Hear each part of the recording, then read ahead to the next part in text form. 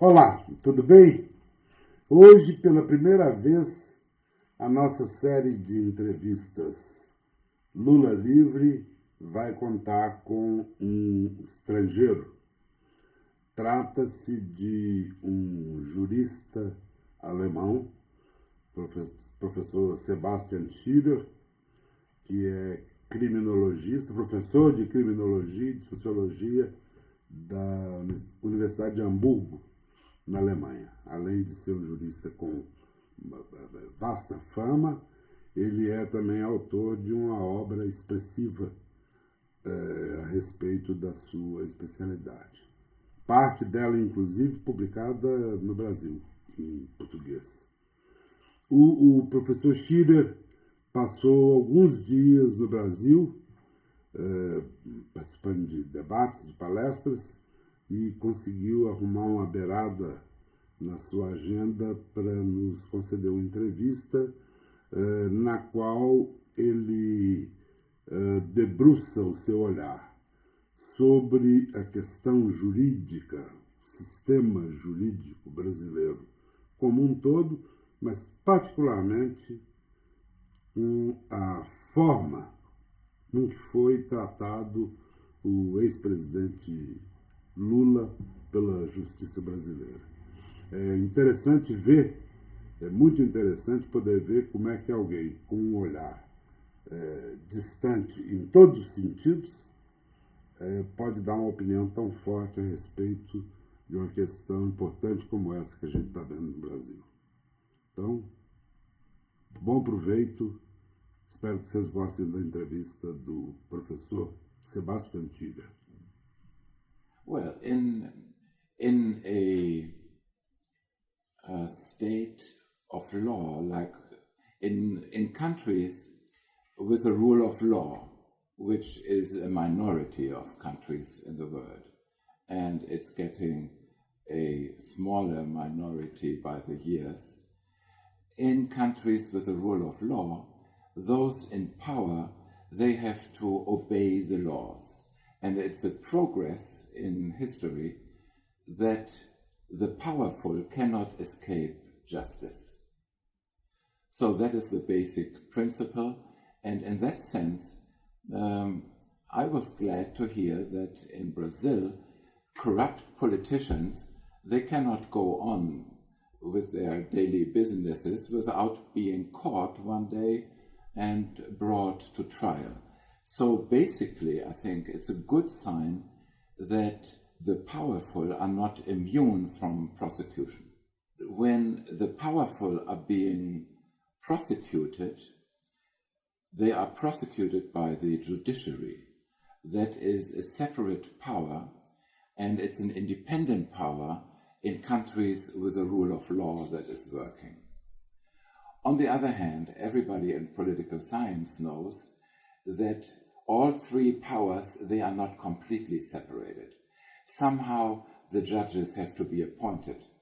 So the higher the judiciary gets, the more manifest is a political character in the selection of judges and the function of the judiciary.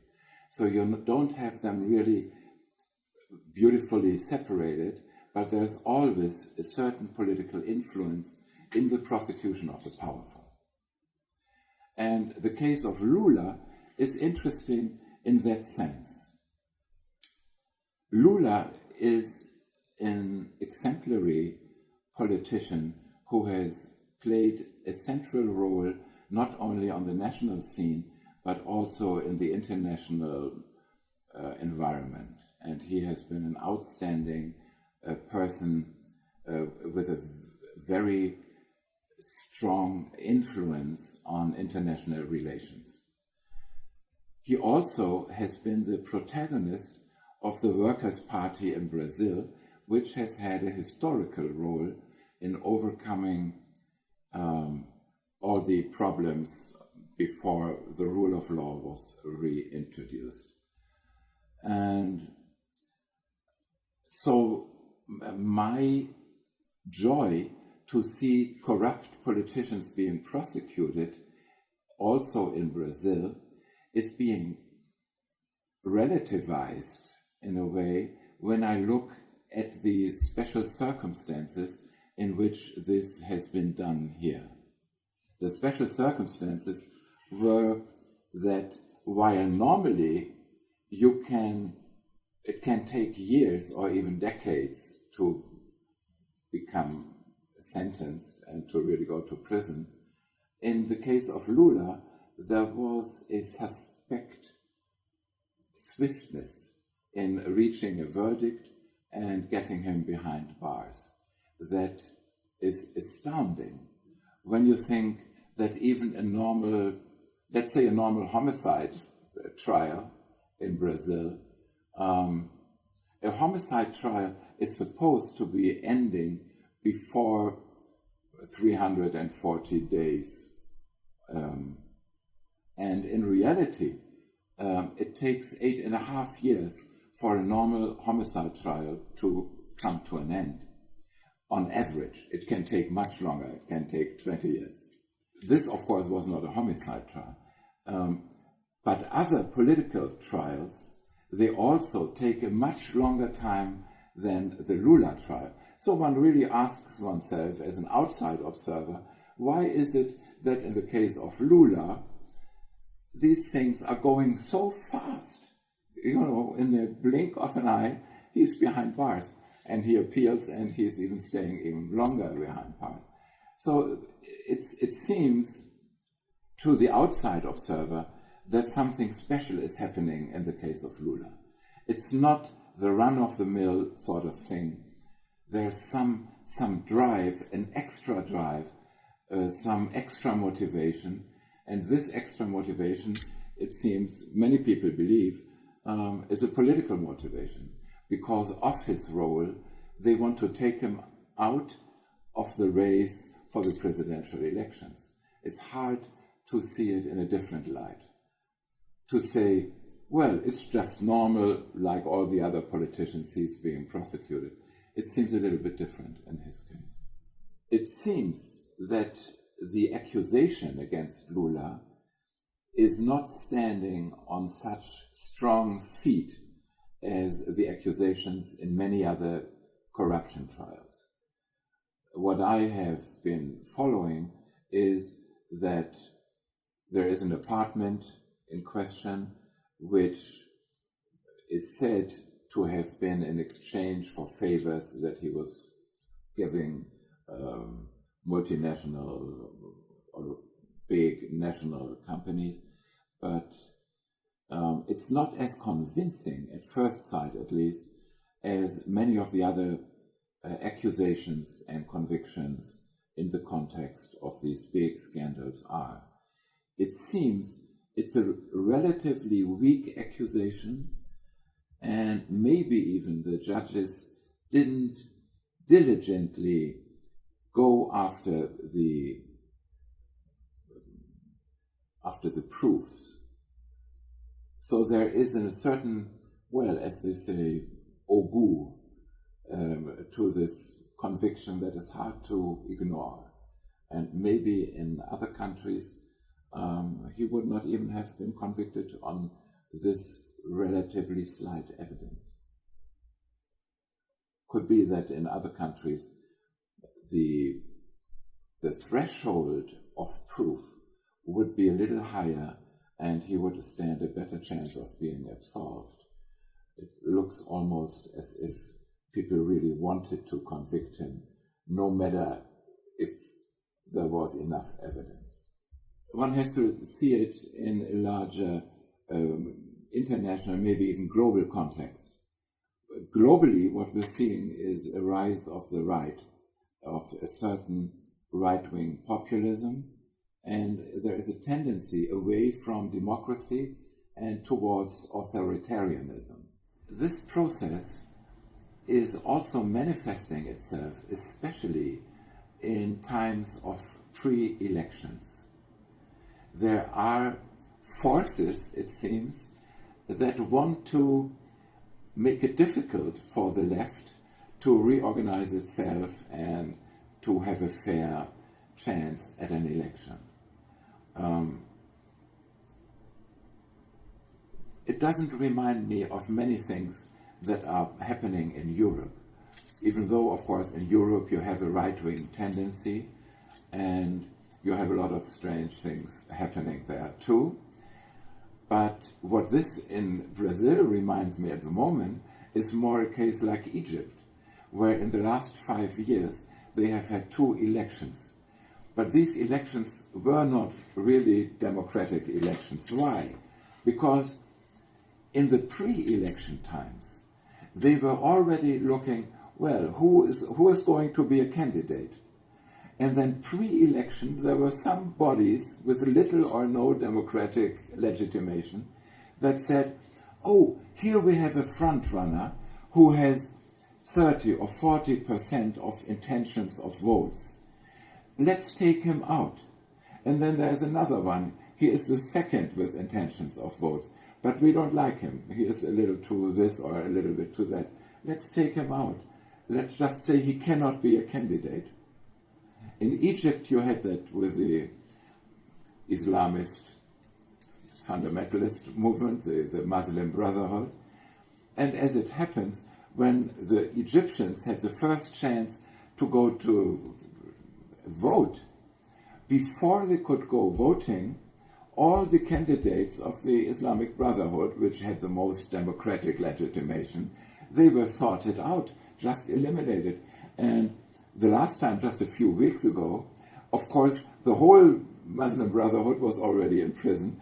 Then there were some normal candidates that wanted to be candidates against General Sisi, who is the guy in power. And after a few talks with them, they all said, oh no, I don't want to be a candidate anymore, even though they had a lot of people who would have voted in them. And then Sisi was practically the only candidate, and he got elected. So if you manage to eliminate all those people with a strong popular basis from being a candidate, then you don't really need an election anymore, because you just have 2, 3, 4 people who nobody knows, nobody wants to vote. And it seems that in this country at the moment, a lot of people, when you ask them, do you already have an idea whom you're going to vote for? They say, no, there isn't nobody left that I could vote for. And that's a very sad state. And from a perspective of theory of democracy, this is almost a catastrophe. If you take away people who have the support of a large part of the population, I mean, this is a very strong argument that even the judges should consider. Do we have a case against this guy that is strong enough, that is so impeccable, without problem, that we can really take him out of the electoral race?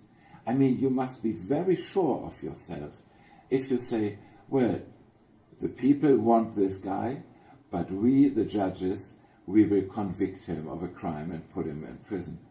You can do that, but you better be completely sure that you have a smoking gun, that you really know he has been guilty of something very, very serious. This is why in impeachment cases you also should have very serious crimes. You shouldn't impeach people for minor things, because you always have the problem of how does that relate to democratic principles. The judiciary has a very special function, and the judiciary is not above the people and is not there to substitute elections or to manipulate elections. This is not the thing that the judiciary is legitimized to do. Well, what I like is a technical judiciary. I come from a tradition of continental European law, and the legitimation of law in Germany has always been to be non-political And in the worst times of German history, the big problem was that the judges had become political. To the left, but more to the right, because of their class background, and that has been catastrophical. Specific German tradition of law is that you have a group of people trained in legal principles that go back to the Roman Empire and that strive for internal coherence of the legal system. And all your judgments have to be consistent with this relatively closed dogmatic system. You have to be a very good technician at the law, and then you can say, well, this is what the law says, regardless if it's good or bad for the right or the left. That gives a certain serenity and cohesion and plausibility and respect for good law. And then the people will also respect it. They will have the impression, well, the trial has been fair and it has followed the rule of law and it has been serious and diligent and objective.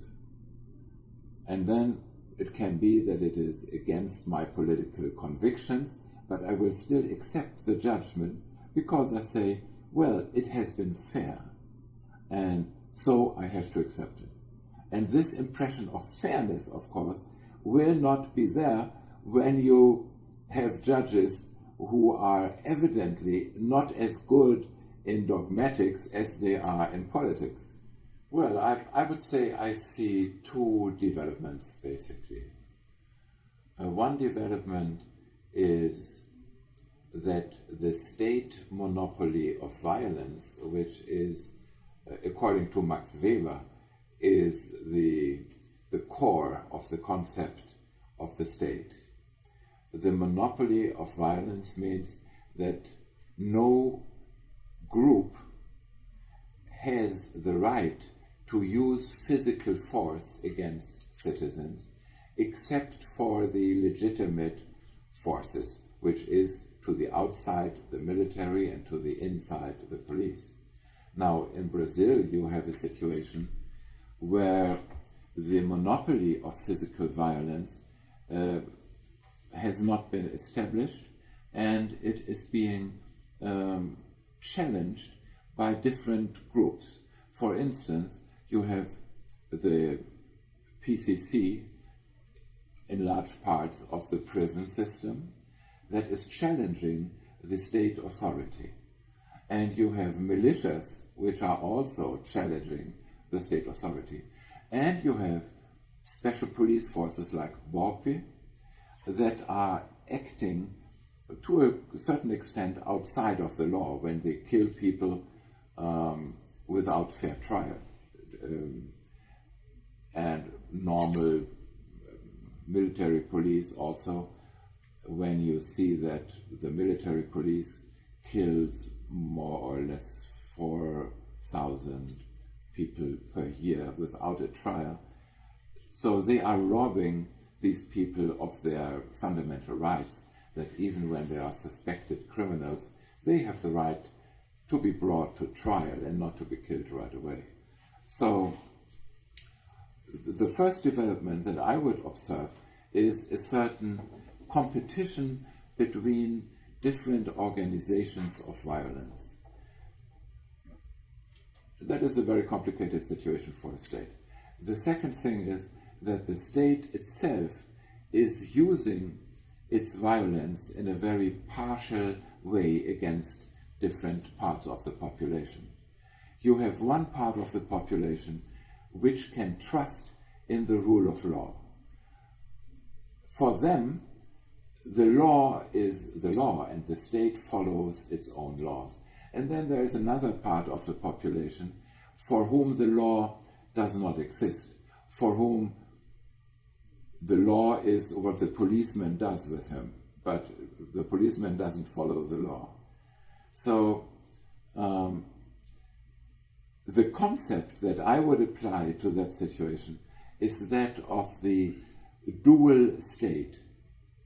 It's a double state, which is falling apart in two sub-states. One is the normative state that obeys by its own rules, and one is the state of measures which are just taken at the cost of legality. Whatever has to be done today will be done today, regardless if it is according to the law or not. That is your life in a favela. In the favela, you cannot trust in fair trials. You cannot trust in the rule of law. What you see there is a state of emergency, or a state of measures. The theoretician that I would refer to in that context would be Ernst Fraenkel, a guy who in the 1930s and later on developed this concept of a dual state. It looks like the rule of law to many people, especially in the privileged areas, but it is not the rule of law because it doesn't apply to everybody. So it's a hollow system that looks like the rule of law, that looks like a normal democracy, but when you look at it closer, it's a dual state that uses the law, but it doesn't use the law for everybody. It doesn't just simply apply it equally to everybody. And that's a very, very risky situation for a state, and a very risky situation for the minorities in this state.